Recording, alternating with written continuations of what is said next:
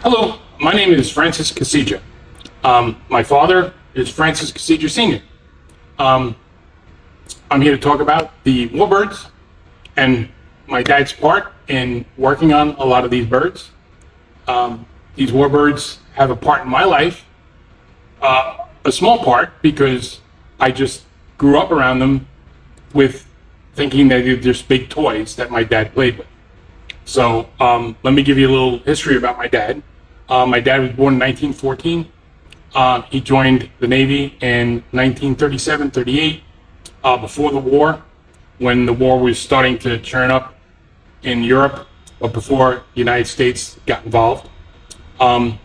He was training to be a pilot on the biplanes. He was flying from Cape May to Floyd Bennett. They would do flights over the Atlantic to see if any German subs were coming. That was a big thing back then. But my dad worked on these planes, started with the biplanes. I have many pictures of my dad flying in the biplanes and also working on them. Then the war broke out, and because they needed mechanics, my dad was really good at fixing the planes, so they made him work on mechanical parts of all these warbirds. At one point, my dad went from Floyd Bennett Field, where he was stationed, to the Naval Air Base in Norman, Oklahoma. And this is their patch, which is pretty cool. But that's where my father was taught a lot of aviation and a lot of mechanics on all these warbirds. He was stationed there for quite a while when the war started, and then he was called to duty in the Philippines, and he went over there for a couple of years at a time. He spent a lot of time in the Philippines working on warbirds and keeping them flying. My dad was a very modest guy. He didn't talk much about the war. To me, when I was a kid, I got interested in it more in my 30s. So I would ask him questions. And my dad was getting older at the time, so as people age, they get a little bit more free in what they want to say. And so I got a lot of great stories from my dad about the warbirds and World War II. And as you know, the World War II vets are dying very quickly at this point.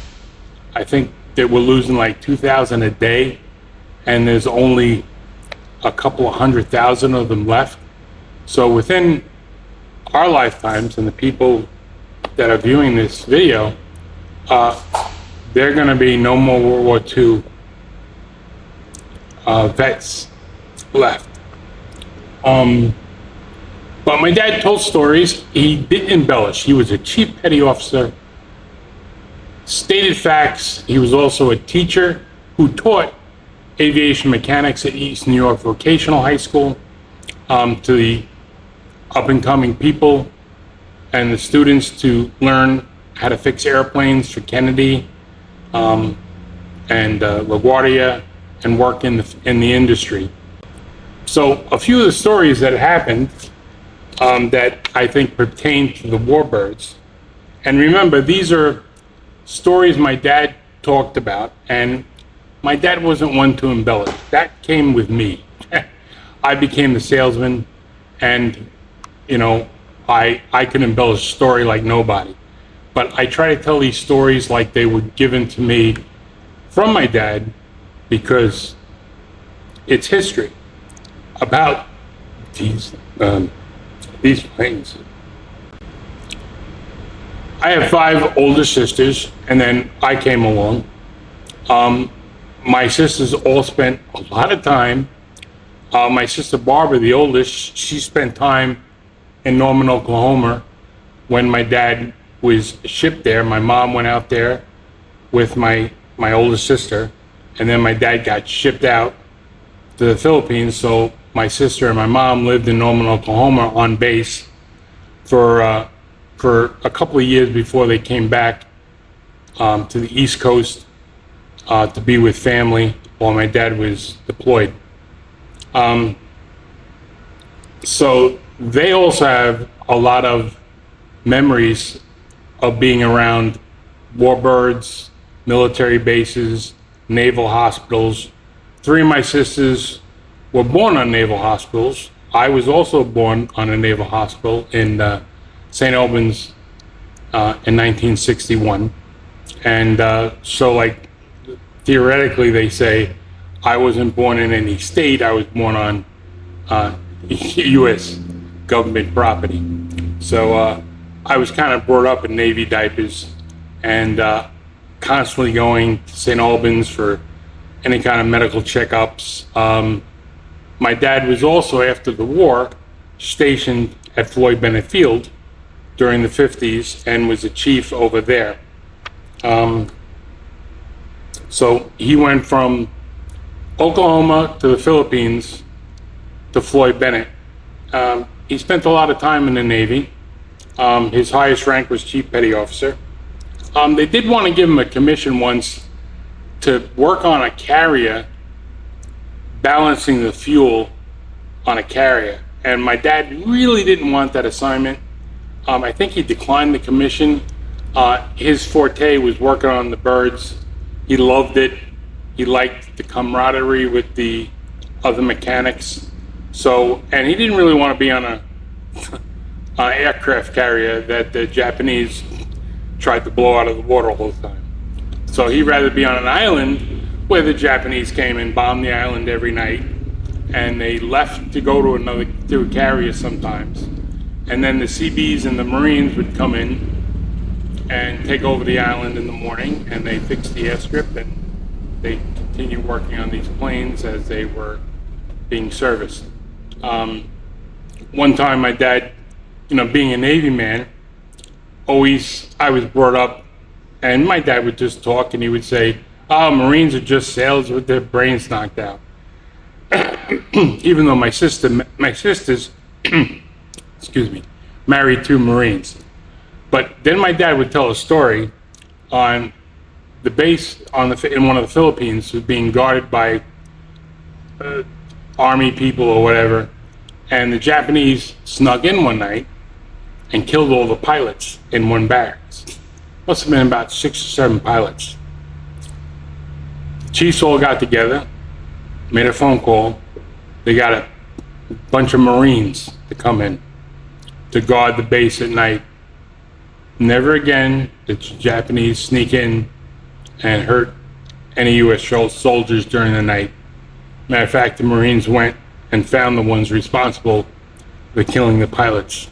But my dad had, even though he made fun of the Marines, he had tremendous respect for the Marines because they knew what they were doing.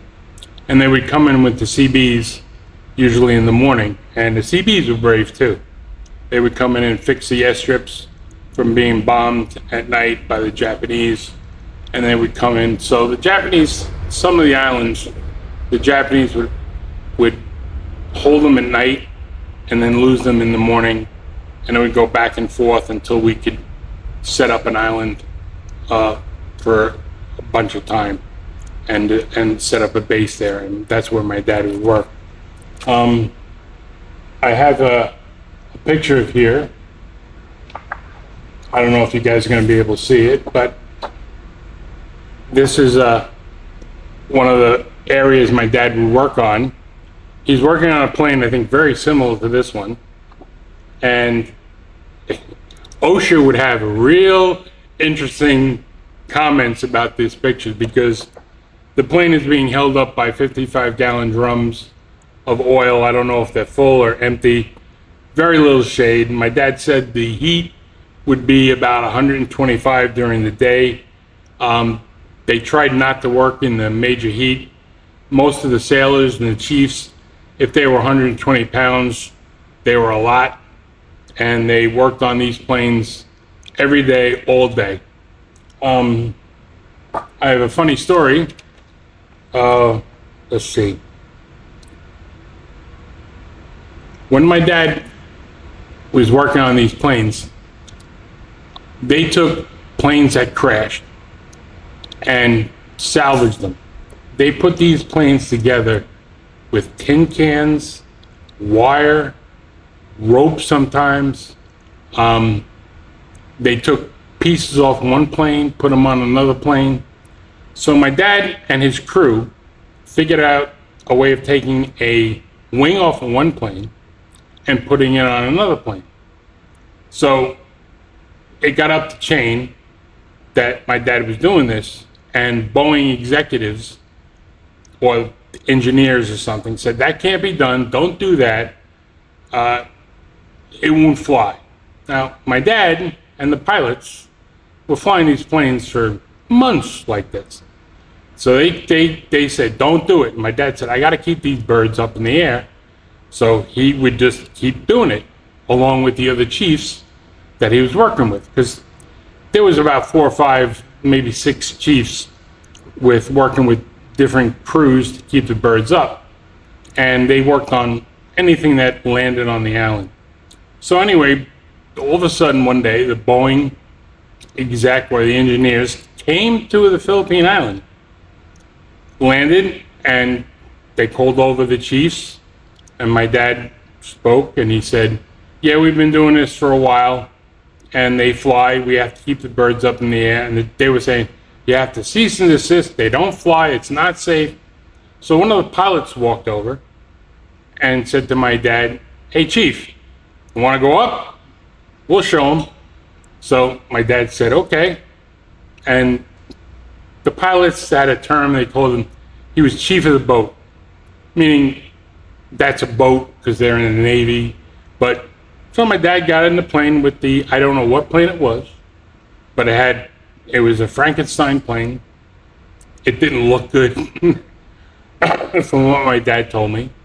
And the pilot, my dad, and they offered to take the Boeing execs, and they all said, no, it's not going to fly.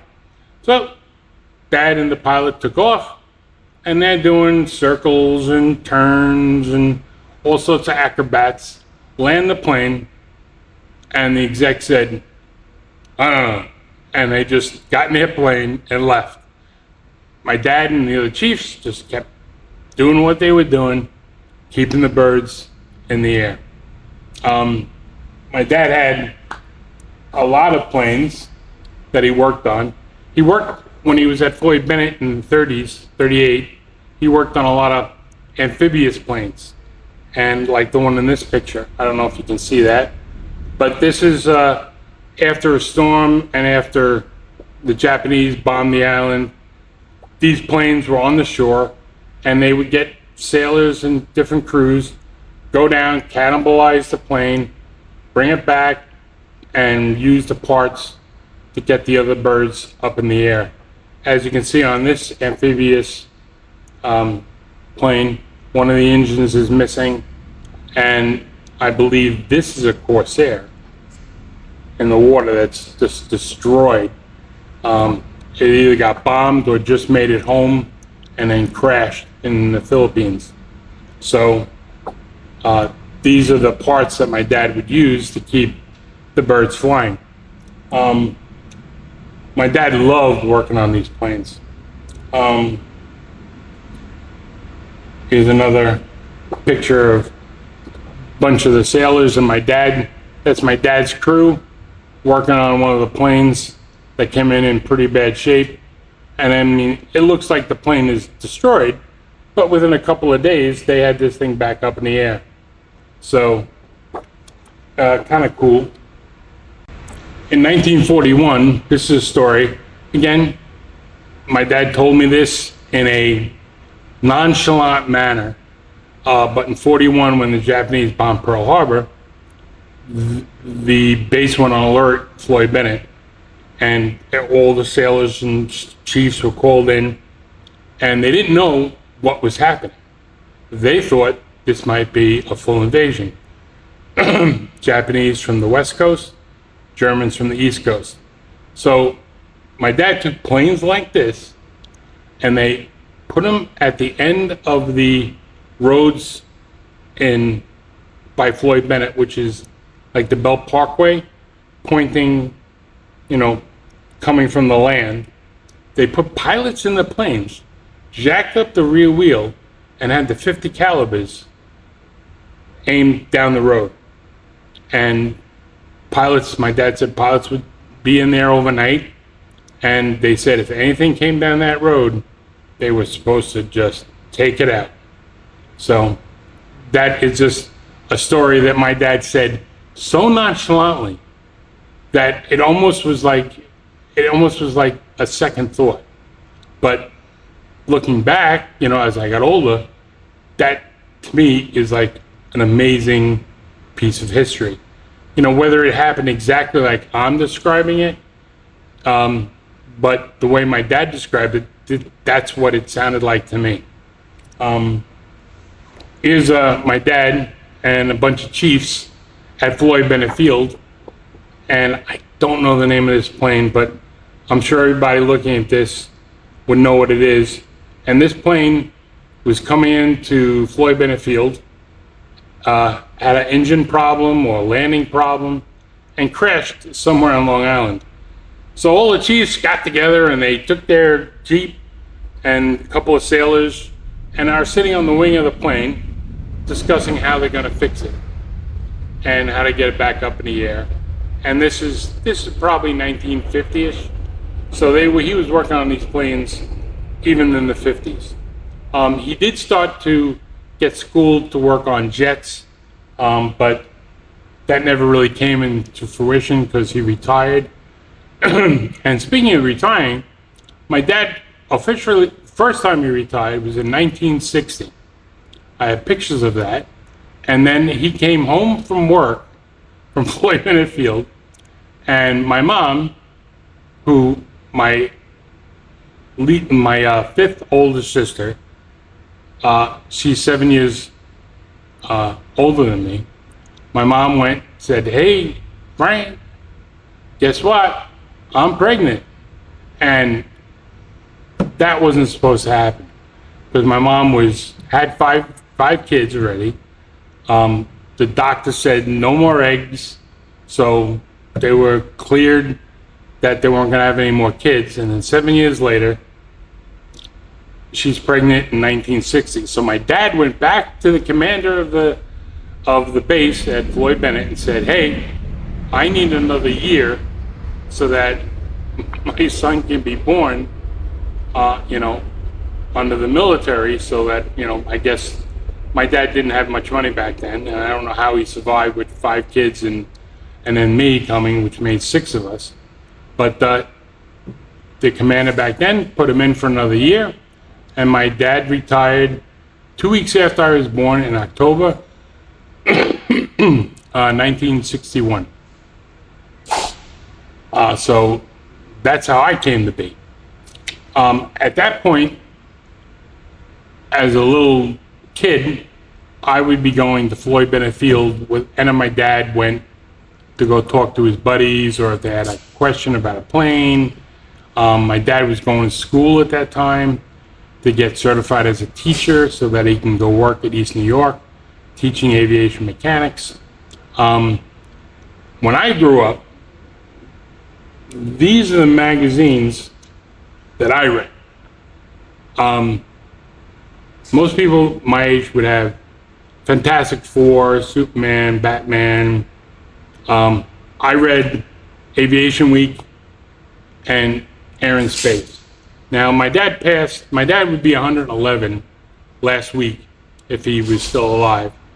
But after he died, I saved these magazines, and I must have had 1,000 of them because my dad read this from the moment he retired till the day he died. He would get this in the mail or Air and Space.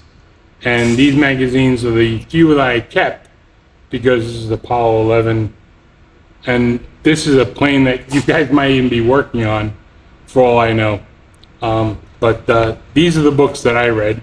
And my dad would sit at the kitchen table every night and read these magazines, and then sometimes tell me a story about the planes he worked on and how much he liked them and how much they need to survive. And people don't, there was less and less people working on these planes.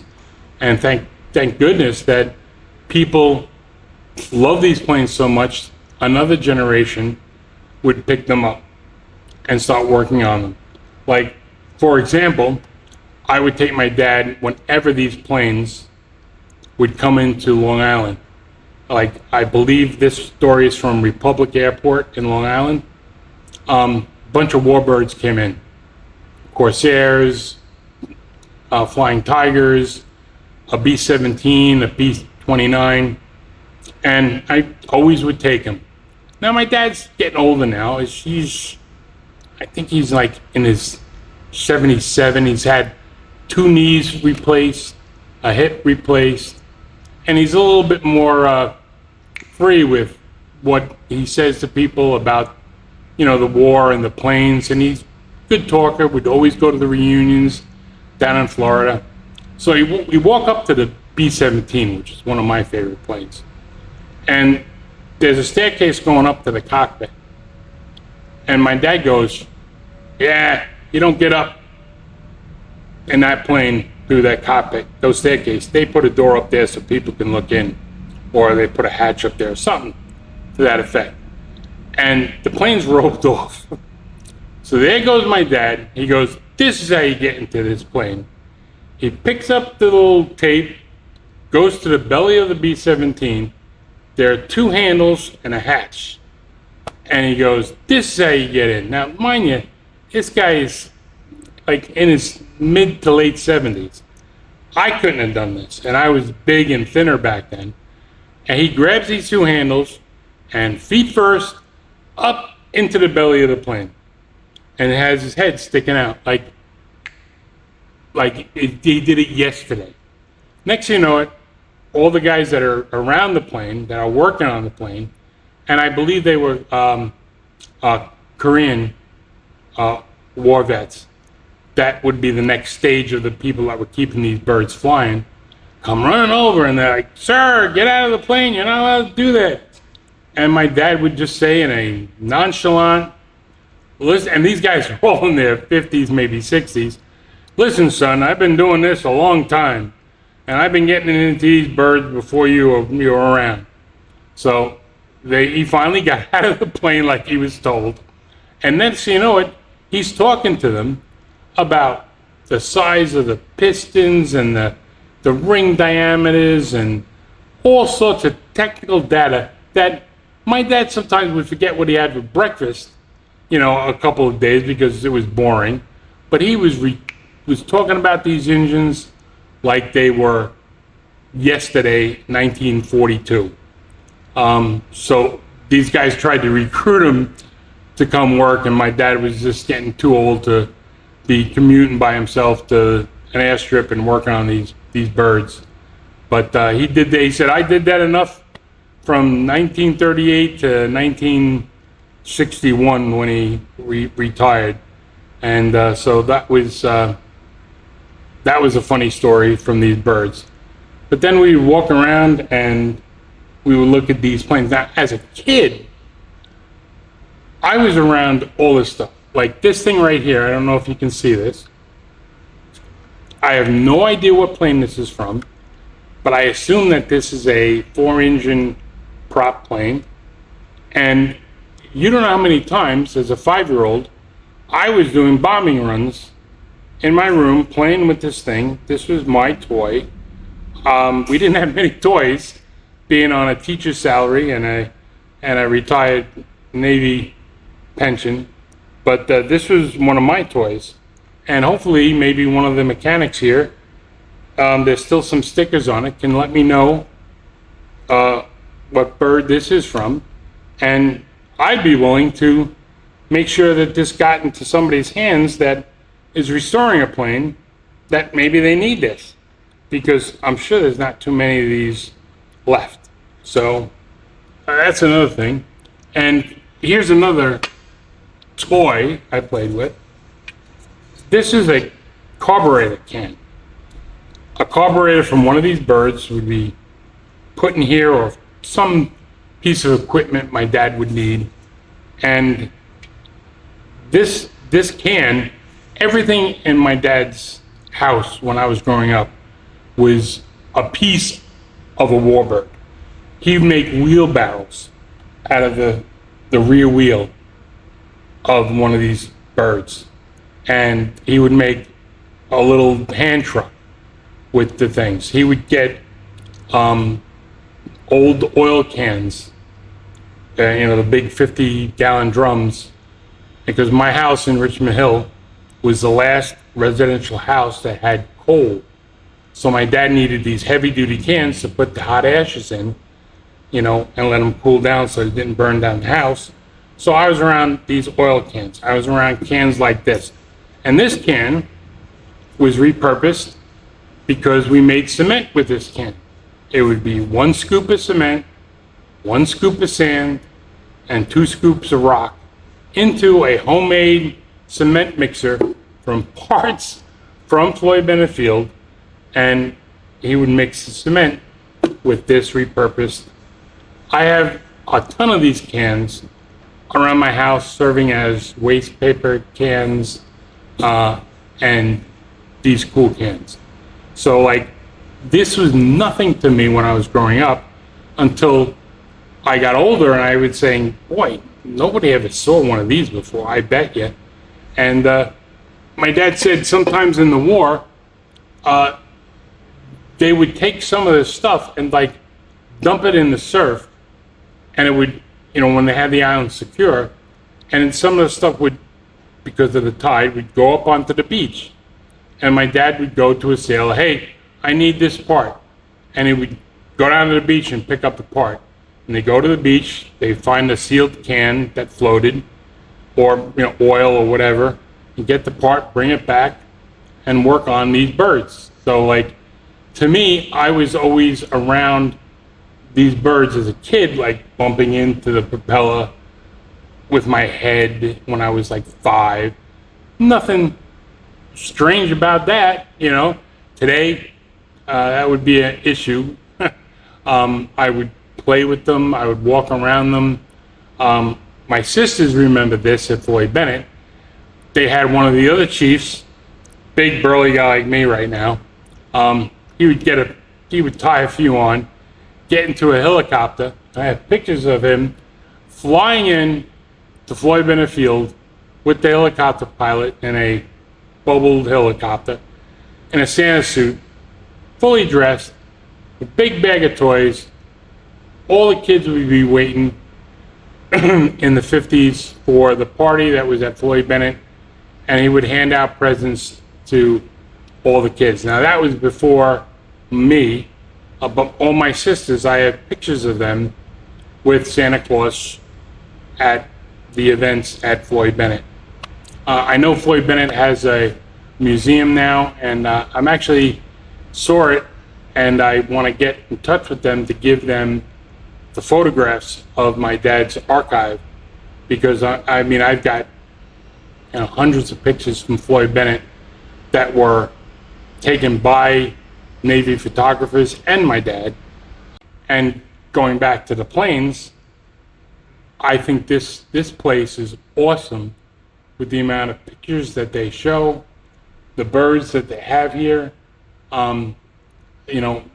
They're just phenomenal. Here's a funny story. My dad, I was been about a year old, and my sister, my oldest sister, is 20 years older than me. So my dad brought us to the commissary.